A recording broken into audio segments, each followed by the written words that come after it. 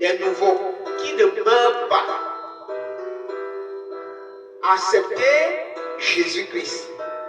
Donc si vous entrez dans une obédience où Jésus n'est pas celui qui donne la vie éternelle, vous n'êtes pas chez l'Éternel. Fuyez cet endroit.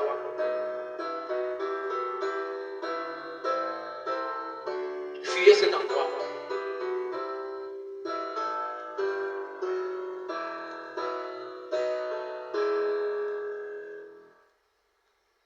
Voilà pourquoi nous ne condamnons pas trop les prêtres. Parce qu'ils disent Jésus est le centre du salut. Le reste, ce sont les détails. Le Saint-Esprit vient de temps en temps aider ceux qui n'ont pas encore compris. Parfois, eux-mêmes, ils commencent à démissionner là-bas pour venir nous retrouver.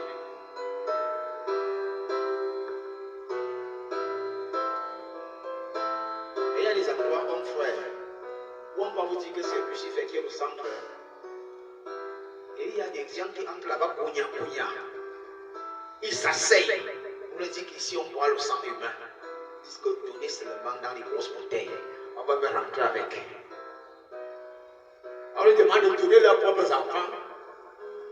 Et ils improvisent même les enfants que leurs enfants vont accoucher. Donc, les démons qui sont venus sur terre pour vendre l'humanité. Il y a des églises où c'est écrit 666. Les gens ne peuvent pas entrer. Là-bas, Dieu condamne. Mais les églises où on dit Jésus est le centre du salut, Dieu ne condamne pas. Ce qu'il fait, les inerties qui sont dans l'évangile là-bas, il commence à les modifier comme il a fait avec l'apôtre Paul, qui aime bien Dieu, mais il ne sait pas que c'est le Messie qui est là. Dieu dit comment? Il est avec moi, mais il ne sait pas que c'est moi qui s'est révélé à la personne de Jésus. Il veut juste le canaliser. Et dès qu'il veut le canaliser, le zèle qu'il a pour moi va revenir à la personne de Jésus et il sera très meilleur. Vous allez donc voir des gens, il y a beaucoup de Corneille et beaucoup de Paul ayant le nom de Saul dans les églises mortes, qui, lorsqu'ils vont recevoir la bonne nouvelle, ils vont enlever les idoles, les prières qui énervent Dieu, peuvent avoir l'onction plus que ceux qui sont nés de nouveau qui ne sont pas vrais. On va voir un ancien peut-être catholique protestant qui arrive, on lui dit, si tu veux avoir la grâce, si tu veux que Jésus se révèle à toi en vérité, enlève les idoles. Mets-moi de côté les prières de Marie, le reste là. Dès qu'il met de côté, ils vont commencer à prier. Ils commencent à recevoir les dons. Quelqu'un qui était venu peut-être 15 ans dans l'église pentecôtiste, dit que celui-ci n'a même pas encore fait un an. Il a tous les dons. Mais c'est un Saul qui est devenu Paul. Paul aimait beaucoup Dieu, mais il ne savait pas que c'est Dieu qui se révèle à la personne de Jésus. Lorsqu'on lui a dit cela, il a reçu la grâce plus que les pierres. Au point où, dans l'évangile, il s'est révélé comme le plus grand des apôtres.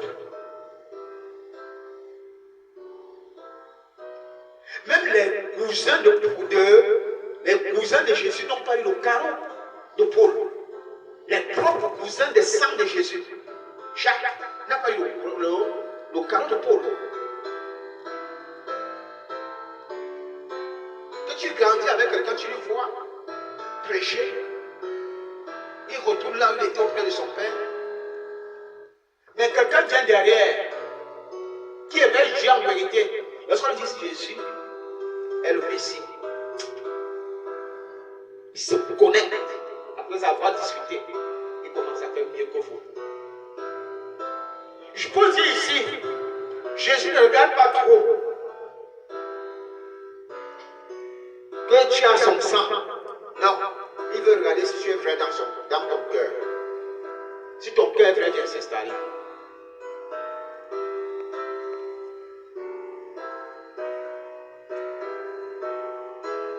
Déjà, il y en avait beaucoup dans sa contrée qui étaient ses cousins qui n'ont même pas reçu la grâce d'être apôtres. Comme les apôtres de Paul. Paul, il est venu, il a reçu la grâce là.